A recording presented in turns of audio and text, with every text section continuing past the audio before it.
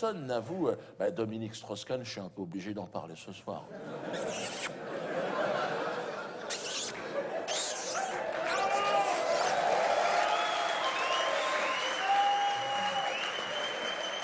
Là, on est en surface. Là, ça devient de l'art. Nous, en France, on était 13 millions de connards à observer son grand retour à la télévision sur TF1. Moi, j'étais là, alors, Dominique, la vérité. Il était magistral, il avait ses deux petites pattes comme ça. Là, je vous encule, parce que... Très fort, très haut niveau. Extraordinaire, franchement... Et c'était beau à voir, je veux dire. Et c'était tellement beau. Pour moi, j'étais comme ça, mais juste. Moi, je pense qu'on va finir par l'avoir comme président de la République, ce mec, un jour là. Et c'est l'avantage aussi, et quelque part, c'est bien, parce qu'avec lui, bon, terminus, tout le monde descend. Là, je veux dire, là, on aura Polanski à la culture, Marc Dutroux à l'éducation nationale, Madoff au budget. Ferme-la. Mais le problème. Non, le problème de Strauss-Kahn, c'est que c'est un chaud lapin. C'est même plus un lapin, c'est un yéti, le mec. Ses conseillers en communication, il dit « Arrête, tu vas être président, détends-toi ». Il n'y arrivait pas. Le moindre bout de nichon, l'autre... Il a explosé en plein vol.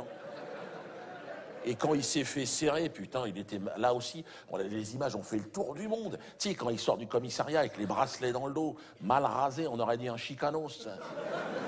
Mais dans l'œil, on sent, il a l'agnac, il est là. Chitonique, toi.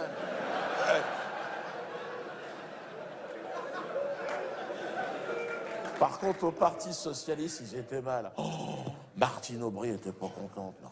Martine, tu sais, la costaud, là. Hein, on fait le même poids. Et elle était verte. Elle chialait, elle était, Dominique, il faut laver son honneur, elle a dit. Tu vas frotter, Martine, hein, parce que... laver l'honneur de Strauss-Kahn, c'est un chantier, tu vas y mettre 2-3 secondes. Non, mais Dominique Strauss-Kahn, on est obligé d'en parler. Pourquoi? C'est l'événement médiatique du siècle, après le 11 septembre, dans le monde entier, putain, ça a été... Et en France, c'était extraordinaire. Tous les médias, tous les politiques ont crié... Quand il avait les bracelets, là, à la présomption d'innocence. Oh, qu'est-ce que ça fout là? Alors, on nous a expliqué à nous, hein, nous les crétins, nous la merdasse, hein, si, toi aussi. Il dit non, pas moi. Toi, je dirais même 150%. Ils nous ont expliqué, certes, tout l'accuse. DSK. Oh, c'est un dossier qui pue la merde à 10 km. J'ouvre les fenêtres. Les preuves de sa culpabilité, il n'y a que ça.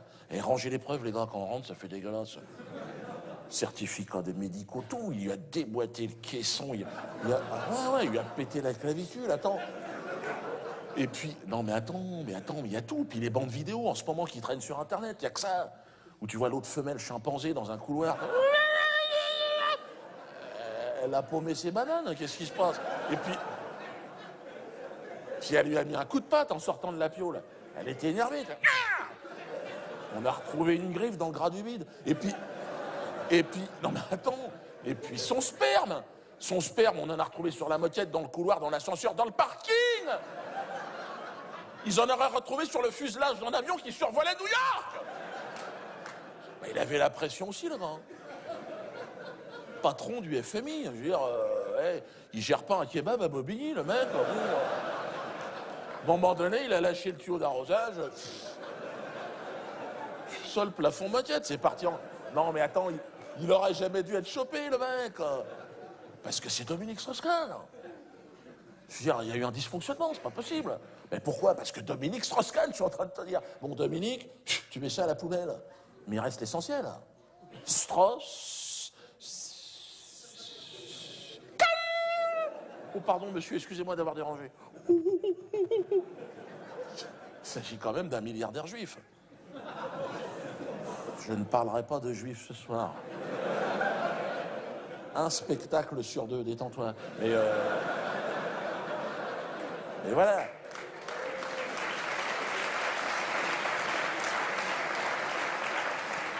c'est un peu délicat de passer à côté de l'affaire Strauss-Kahn. C'est un peu comme la mort de Dark Vador dans la Guerre des Étoiles. T'es obligé d'en reparler le lendemain matin à la récré. Je veux dire, c'est DSK Dominic Skywalker. C'est-à-dire, toutes les forces de l'Empire se sont mis derrière lui, toi.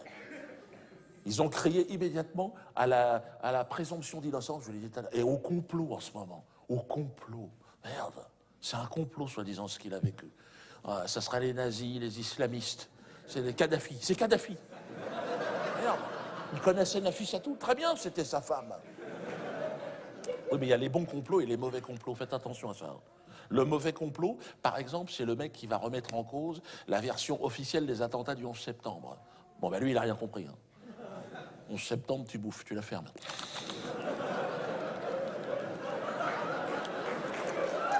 C'est bon, c'est bon. Je peux en avoir une autre part. Tu finis les miettes dans l'assiette. Abdullah, c'est bon. Ça. Ah oui, non, non, non, attention, en France, il y a des lois. Hein. Il y a des versions officielles de l'histoire qu'on ne remet pas en cause. C'est comme l'histoire des chambres à gaz. Hein, tu vas pas commencer à dire, on pourrait voir les plans. Chambre à gaz, tu manges et tu la fermes. Non, si. C'est un pique-nique, tu vas jusqu'au bout. Hein. Tu plies la nappe, tu ranges ça dans le coffre. Merci, à demain. Et puis, bien sûr, vous avez le bon complot. Dominique Strauss-Kahn est innocent, il est victime d'un complot. Il est accusé de tentative de viol, certes. 3, 4. Mais il faut être prudent. Eh oui, parce que c'est Dominique Strauss-Kahn, les mecs. Tu te rends compte, il était déjà président, le mec. Ils n'ont rien compris quand il s'est fait choper. Je veux dire, mais oui, les élections, c'est pour des gens comme nous, tu sais, c'est une formalité pour faire croire que tu participes au truc. Mais je veux dire, il avait déjà les chaussons brodés à l'Élysée, l'autre, il avait fait changer les moquettes là-bas. Hein, parce qu'il a une petite tendance à les dégueulasser assez rapidement. Mais bon. Donc quand il s'est fait soper avec les bracelets, mec, de l'Élysée à Matignon, en passant par la grande synagogue de Jérusalem, rangez vos bites, les copains, jusqu'aux Jeux Olympiques 2012, parce que là, on est dans le collimateur. Et là, c'est Bernard-Henri Lévy qui monte au créneau. Quand il y a un mec de la mafia qui se fait prendre la bite dans le sac, l'autre, il débarque. C'est le nettoyeur en communication. Il nous avait fait le coup avec Polanski. Il arrive sur tous les plateaux télé. Hein. Déjà, il a les clés. Alors, dégage. Vous êtes tous virés. Alors, il sort sa clarinette magique. Choix ananas, choix abricot. On a beaucoup souffert. Non, mais c'est vrai. Non, mais attends. Bon, on est tous innocents, moi le premier. Bon, attends, moi j'ai toutes les associations israéliennes sur le dos. Hein. Toutes, depuis près de 10 ans maintenant, jusqu'à l'Élysée, hein, qui est quand même la plus connue. Bon, qu'est-ce que j'ai fait? J'ai fait des sketchs, moi. Mais mon cas est bien plus grave que celui de Dominique Strauss-Kahn. Ah, bien sûr, lui, il n'y a pas d'arrêté municipal. Hein. Quand il arrive, direction TF1, Champagne, il faut dire que sa femme est partie aux États-Unis avec un chéquier comme ça. Elle l'a dit, hein. Dominique, je te laisserai jamais tomber. Mais elle a rincé, crois-moi bien. Elle a fait des chèques, il paraît qu'elle arrive aux États-Unis. Tenez. Mais j'ai rien à voir là-dedans, madame. C'est pas grave. C'est parce que ça fait le mouvement, comme ça, après je repars. Allez. C'est ça. Ils sont allés faire des chèques en Afrique pour faire pression sur la famille. Toi, ils se sont dit, bon, ils sont arrivés au Bénin, les avocats de Strauss-Kahn. Alors, elle est même pas d'ici, c'est pas grave. Tiens, bouge, prends du fric dans ta gueule. Et alors, dans la famille de Nafissatou, t'imagines comment ça s'est passé? Dans le petit village perdu au fond de je sais pas quoi. Tiens, c'est toi la grand-mère? Tiens, refais-toi les chicots déjà, parce que... Au final, mais non, mais regarde, Strauss-Kahn, il va revenir dans 15 jours, ça sera sur France 2 maintenant, bien sûr. Et puis il va nous sortir un bouquin qui va traiter de l'antisémitisme chez les femmes de ménage noires américaines. Il va chialer, ils vont faire un DSK-ton, tu sais, il faudra donner du fric pour l'aider, lui et sa famille, bien sûr. Au final, violer une femme noire, franchement, violer une femme noire aujourd'hui, c'est bien, c'est bien. Ferme-la à tout jamais.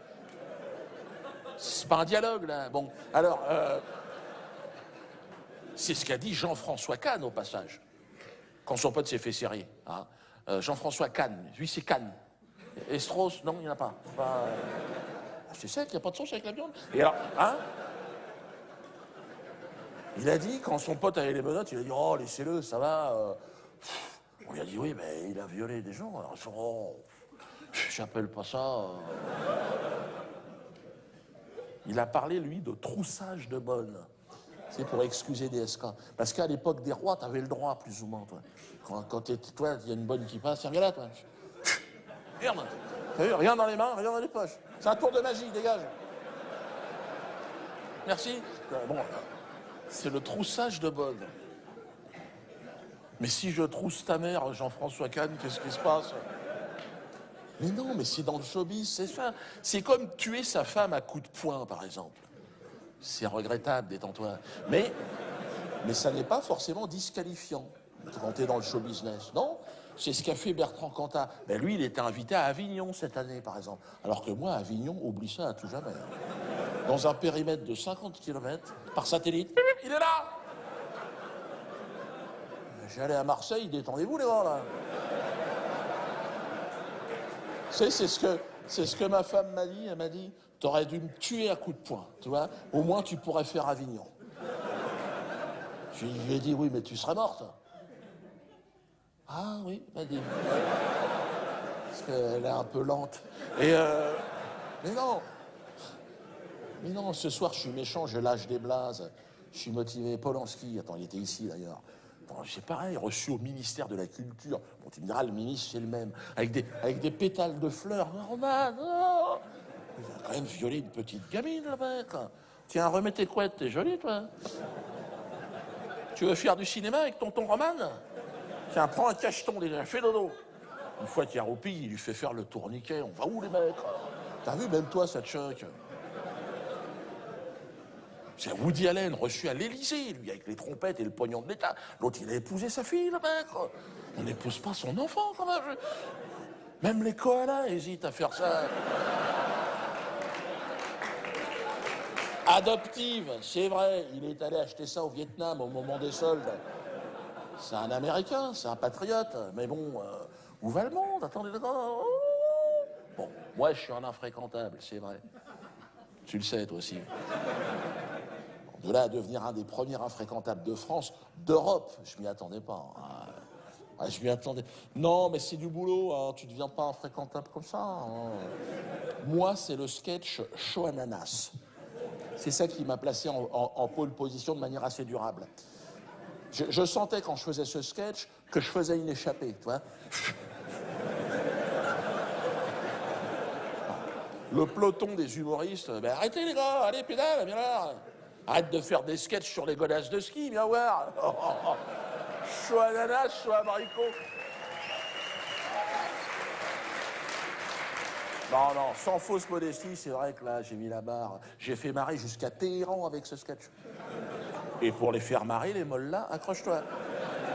Ah, le mollah, c'est un mec qui rigole pas comme ça. Hein. Sa nature, c'est de s'éclater, bon, sur des chants religieux, tu vois. Moi, j'ai un copain mollah, il m'a invité dans une soirée de mollah. Si t'as pas fait une sieste dans l'après-midi, on est mal. Super, tu peux rechanter la première? Non. Non, moi, je suis un... Non, mais c'est vrai, je suis un insolent. Ma mère me l'a dit, depuis tout petit, elle m'a dit, t'es une merde. Et dès qu'il y a une faille dans le système, je la guette. Je suis là. Trop tard.